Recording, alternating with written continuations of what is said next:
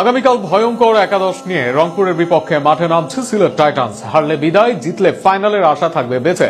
এমন do or ডাই ম্যাচে আগামীকাল Chris Woakes, Moeen Ali, Sam বিলিংসদের নিয়ে মাঠে নামতে যাচ্ছে সিলেট টাইটান্স। রাইডার্সের বিপক্ষে সিলেটের সম্ভাব্য একাদশ নিয়ে থাকছে প্রতিবেদন।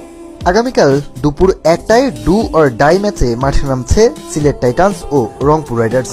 রংপুর রাইডার্সের বিপক্ষে নিজেদের শক্তিশালী একাদশ সাজাবে সিলেট টাইটান্স।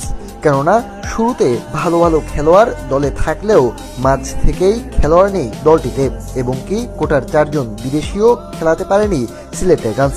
শুরুতে মোহাম্মদ আমির, আজমতুল্লাহ ওমরজাই, সায়েম আইয়ুবদের মতো খেলোয়াড়রা দলে থাকলেও তারা চলে যাওয়ায় বিপদে পড়ে সিলেট টাইটান্স। তবে নিজেদের এলিমিনেটর ম্যাচে আরও শক্তিশালী একাদশ পাচ্ছে দলটি, কেননা দলে যুক্ত হয়েছে একাধিক বিদেশি খেলোয়াড়। সেক্ষেত্রে একাদশে 3 জন থাকতে পারে ইংলিশ ক্রিকেটার।